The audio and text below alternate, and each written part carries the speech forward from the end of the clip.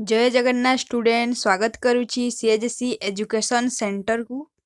तो आज आम यही क्लास रे देखिबा ना +2 फर्स्ट ईयर हिस्ट्री बही रही चैप्टर 2 आम देखिथिला चैप्टर 1 प्रथमे देखिथिला।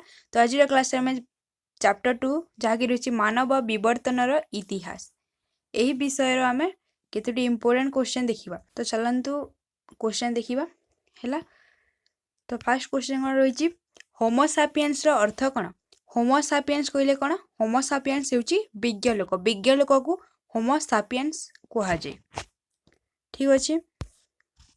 तो 2 नंबर क्वेश्चन रही क्यों मानव पादरे सीधा हो छिड़ा हेले? क्यों मानव पादरे सीधा हो छिड़ा हेले? होमो इरेक्टम मानव पादरे सीधा हो छिड़ा हेले। तो नेक्स्ट क्वेश्चन रही होमो शब्दर अर्थ कौन? होमो शब्दर अर्थ होची मानव। क्यों आदिब मानव प्रथमे सरंजाम तैयारी करथिले? क्यों आदिब मानव?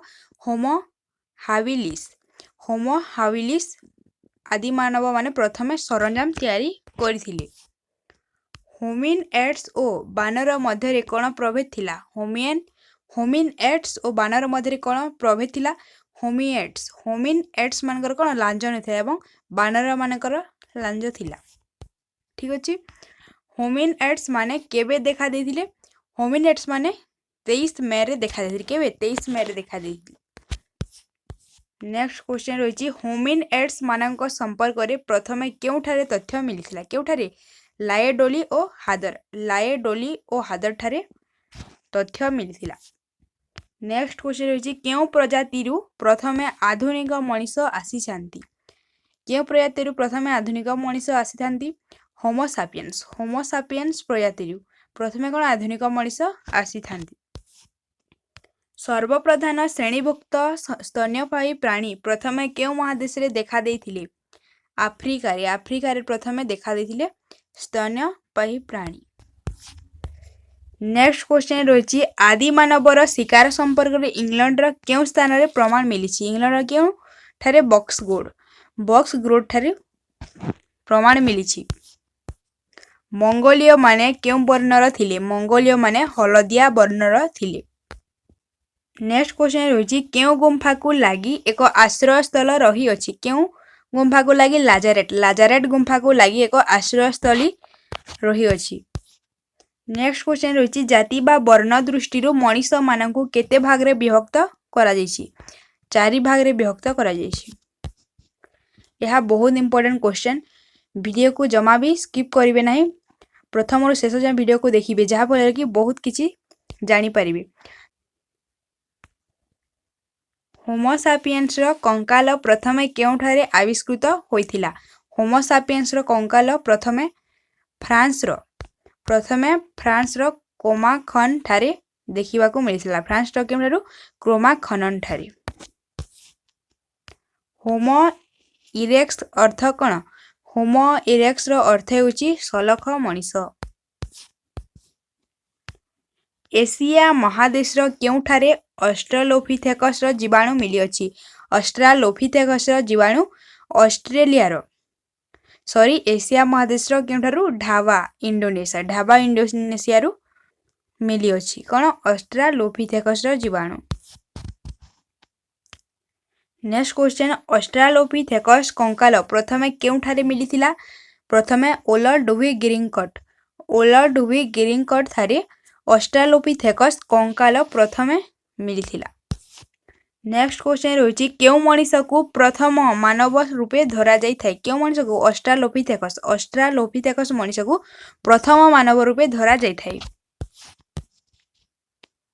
एही ना गुडी को मने रखिथिबो बहुत इंपोर्टेंट। जातिर उत्पत्ति बा the origin of the species पुस्तक रचयिता किए? चार्ल्स डार्विन होचंती रचयिता। चार्ल्स डार्विन किए? चार्ल्स डार्विन होचंती वैज्ञानिक। निस्रो माने पृथ्वीर केउ अंचल रे देखा जानती? निस्रो माने पृथ्वीर आफ्रिका अंचल रे देखा जानती। केउटारे? आफ्रिका अंचल रे। नेक्स्ट क्वेश्चन ऑस्ट्रेलोपिथेकस मानवर कंकाल को आविष्कार करिथिबा प्रत्नतत्वविद को नाम कोन थिला? ସେହି ପ୍ରତ୍ନତତ୍ତ୍ୱବିଦଙ୍କ ନାମ ଥିଲା ସ୍ପେରି। ସ୍ପେରି ଥିଲେ କ'ଣ ଅଷ୍ଟ୍ରାଲୋପିଥେକସ୍ ମାନବର କଙ୍କାଳକୁ ଆବିଷ୍କାର କରିଥିବା ପ୍ରତ୍ନତତ୍ତ୍ୱବିଦ କି ଥିଲେ ସ୍ପେରି।